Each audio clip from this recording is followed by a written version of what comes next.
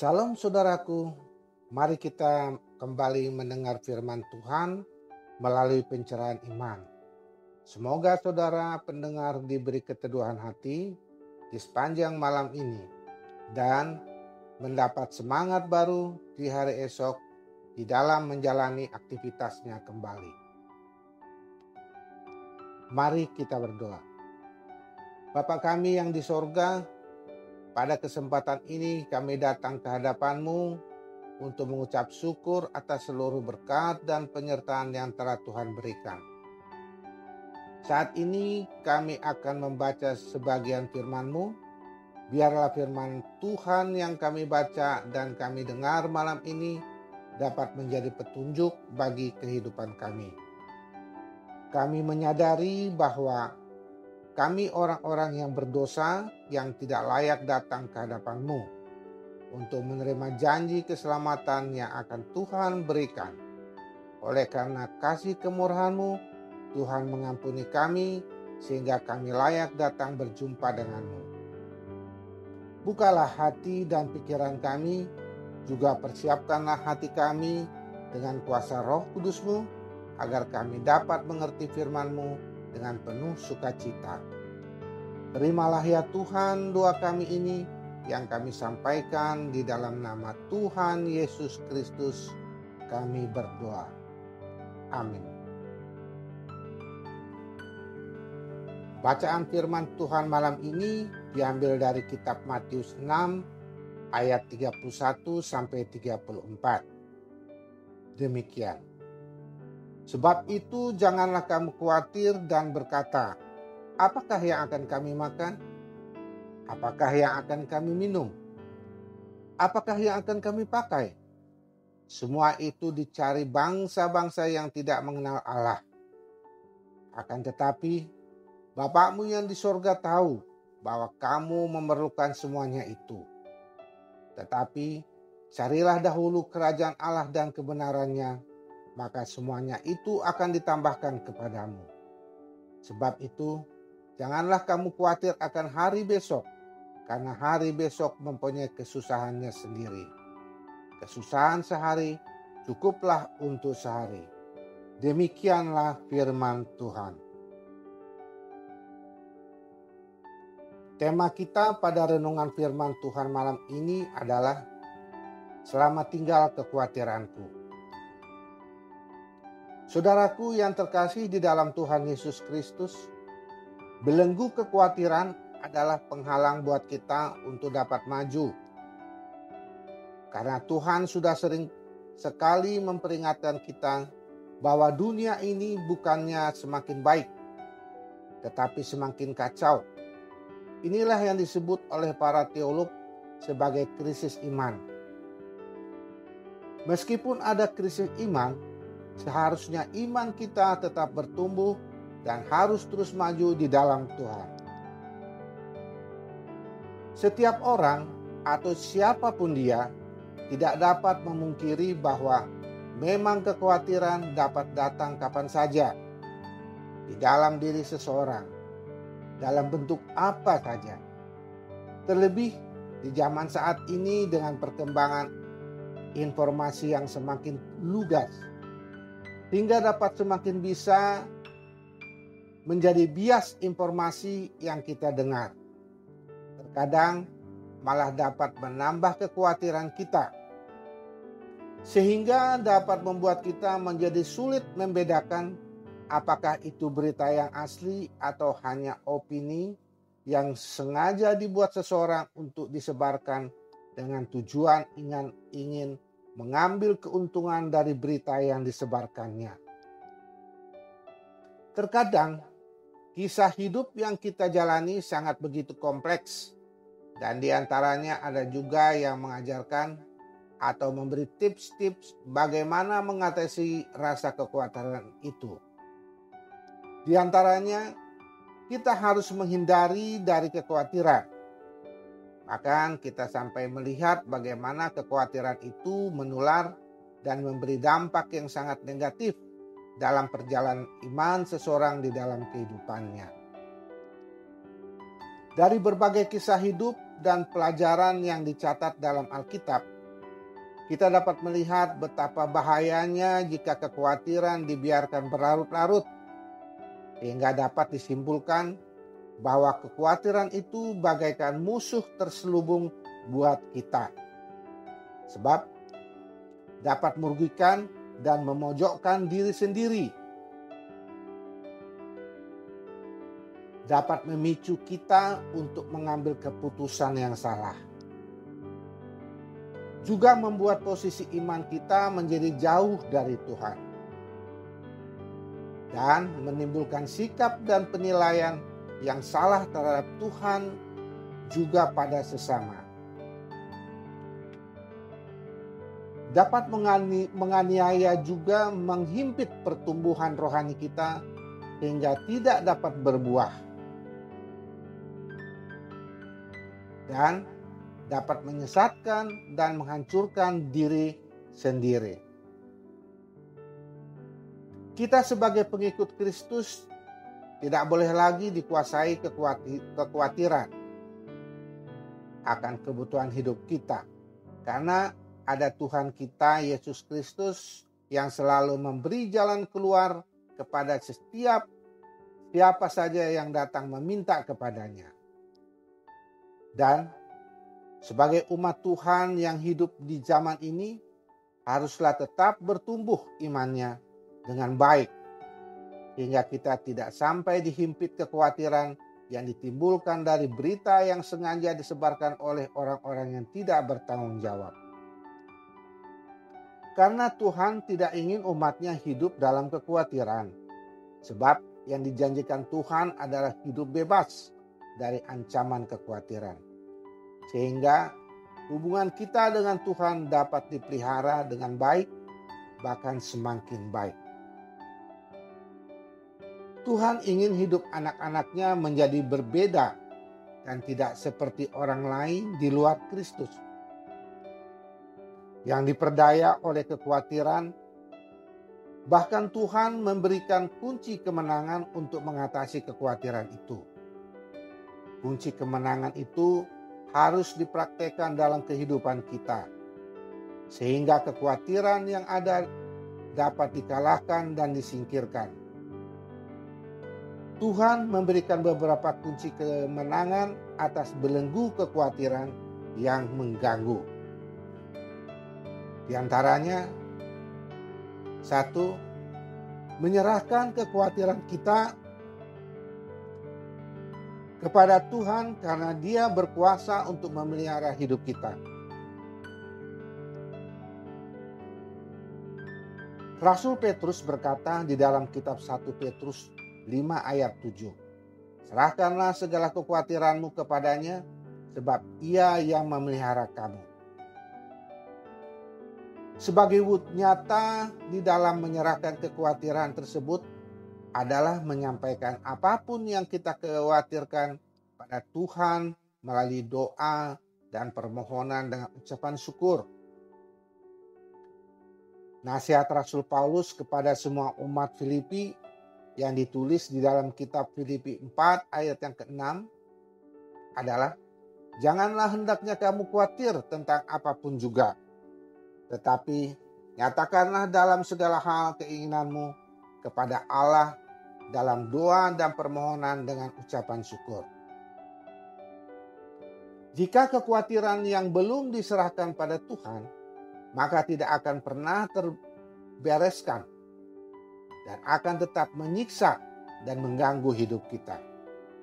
Sebaliknya, ketika kekhawatiran itu sudah diserahkan pada Tuhan, maka mulai saat itu juga kita akan merasakan kedamaian surgawi dan adanya kehadiran Allah yang Maha Kasih dan Maha Kuasa di tengah hidup kekhawatiran kita. Sebab Alkitab sudah memberitakan kepada semua umat di dunia ini bahwa yang pertama, hati yang penuh syukur adalah kunci penting untuk meraih kemenangan atas kekhawatiran itu. Yang kedua, mengucap syukur atas keberadaan dan otoritas Allah yang Maha Kuasalah yang sanggup memelihara dan menjaga hidup kita. Yang ketiga, mengucap syukur atas pertolongan yang sudah disediakan Tuhan untuk menjalani setiap masalah kita. Alkitab berpesan kepada semua umat, jika mencurahkan isi hati pada Tuhan dengan sikap yang salah, maka membuat seseorang dapat menyalahkan Tuhan. Sebaliknya, menyampaikan keluh kesah pada Tuhan dengan hati yang penuh syukur akan membebaskan kita dari cengkeraman kekhawatiran dan membuka mata kita bahwa ada pertolongan Tuhan dalam kehidupan kita. Kunci penting untuk menang atas kekhawatiran adalah mengalihkan fokus perhatian kita, tidak lagi berfokus pada masalah yang ada, tetapi berfokus pada Tuhan yang pemelihara hidup kita. Maka dengan jelas Tuhan Yesus Kristus telah mengatakan kepada semua umat-Nya bahwa kekhawatiran manusia tidak akan pernah dapat menambah sesuatu pun yang baik dalam hidupnya. Oleh karena itu, Alkitab berpesan di dalam kitab Injil Matius 6 ayat yang ke-33, tetapi carilah dahulu kerajaan Allah dan kebenarannya, maka semuanya itu akan ditambahkan kepadamu.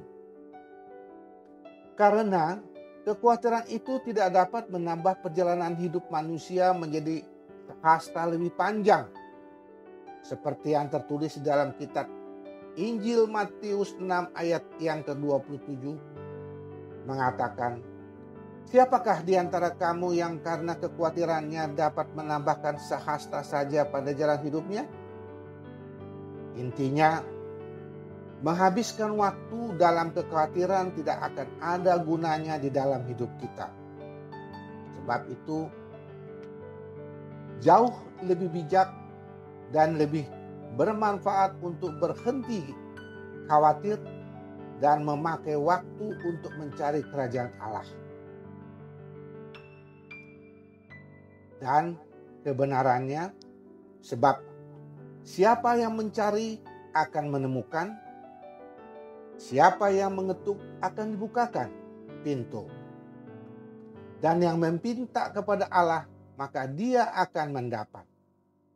Nasihat ini tertulis di dalam kitab Injil Matius 7 ayat yang ke-7 dan yang ke-8 mengatakan, mintalah maka akan diberikan kepadamu, carilah maka kamu akan mendapat, ketoklah maka pintu akan dibukakan bagimu. Karena setiap orang yang meminta menerima, dan setiap orang yang mencari mendapat. Setiap orang yang mengetuk baginya pintu akan dibukakan. Mencari kerajaan Allah bukanlah hal yang sulit, namun membutuhkan komitmen yang bulat dan penuh keseriusan.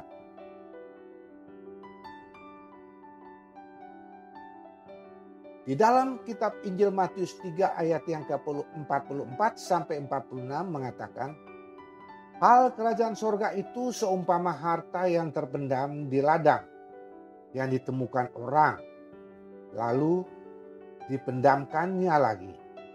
Oleh sebab sukacitanya, pergilah ia menjual seluruh miliknya, lalu membeli ladang itu. Demikian pula hal kerajaan sorga itu seumpama seorang pedagang yang mencari mutiara yang indah. Setelah ditemukannya mutiara yang sangat berharga, ia pun pergi menjual seluruh miliknya, lalu membeli mutiara itu. Alkitab juga mengatakan, tiap kali khawatir dapat menyerang, maka yang dapat kita lakukan adalah mematahkannya dengan pedang roh, yaitu firman Allah. Seperti yang tertulis di dalam kitab Efesus 6 ayat yang ke-17 mengatakan, dan terimalah ketopong keselamatan dan pedang roh, yaitu firman Allah. Oleh karena itu, jangan biarkan kekhawatiran menjauhkan diri kita dari hadirat Tuhan. Tetapi tetaplah kita memelihara saat teduh bersama dengan Tuhan, karena justru itulah kunci penting untuk membangun hubungan kita dengan Tuhan.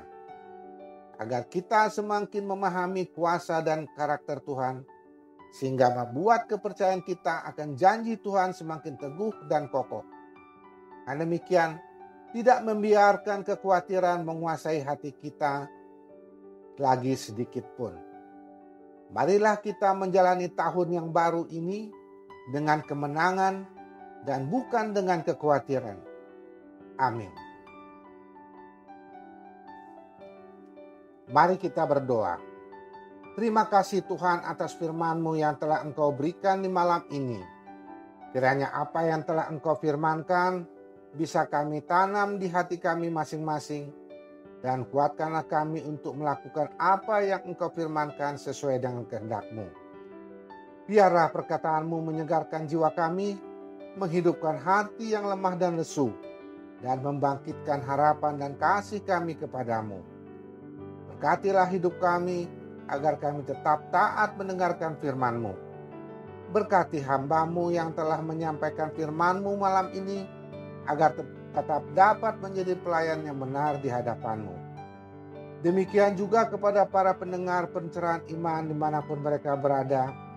Jika di antara mereka saat ini ada yang sakit, baik di rumah ataupun terbaring di rumah sakit, kami memohon Tuhan mau datang melawat mereka, menjamah tubuh jasmaninya, dan mengurapi obat yang diberikan oleh para medis, agar obat itu menjadi obat yang terbaik buat kesembuhannya, sehingga dapat segera pulih dari sakitnya dan dapat kembali bersukacita bersama keluarganya. Dan apabila ada di antara mereka mengalami keterpurukan ekonomi yang disebabkan karena kehilangan pekerjaan, kami memohon agar Tuhan datang menolong mereka, supaya mereka terlepas dari kondisi keterpurukan tersebut. Kami juga berdoa untuk para lansia yang mendengar renungan pencerahan iman ini. Berilah mereka sukacita-Mu agar dapat menjalani hari-harinya dengan penuh semangat dan pengharapan di dalam menghadapi kehidupan yang Tuhan berikan kepadanya bersama anak dan cucunya. Sehingga mereka senantiasa dapat selalu merindukan dan selalu membutuhkan firman-Mu sebagai pelita hidup mereka, dan kebenaran yang memerdekakan serta dapat menjadi penghibur yang menguatkan hidup mereka. Ajarilah kami Tuhan untuk dapat mensyukuri setiap pertolongan Tuhan di dalam kehidupan kami. Dan sertailah perjalanan hidup kami di dalam tahun yang baru ini. Kami percaya kami akan terlepas dari kekhawatiran kami, karena ada Tuhan Yesus Kristus yang mendampingi hidup kami. Bimbinglah kami untuk selalu hidup sesuai dengan kehendak-Mu, sehingga kami dekat kepadamu. Terimalah ya Tuhan doa kami ini yang kami sampaikan kepadamu. Di dalam nama Tuhan Yesus Kristus kami berdoa dan mengucap syukur. Amin. Saudaraku, kami mengucapkan banyak terima kasih karena sudah mendengarkan pencerahan iman yang telah kami sampaikan malam ini. Semoga saudara semua diberi damai sukacita dan kekuatan di hari esok di dalam menjalani aktivitasnya kembali.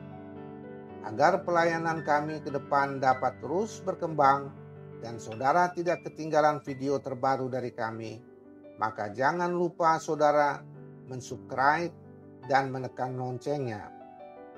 Dan bagikan video ini ke semua saudara kita supaya mereka ikut terberkati melalui pelayanan kami ini, sehingga saudara juga dapat menjadi berkat bagi sesama. Salam, selamat malam, selamat beristirahat. Tuhan Yesus Kristus memberkati.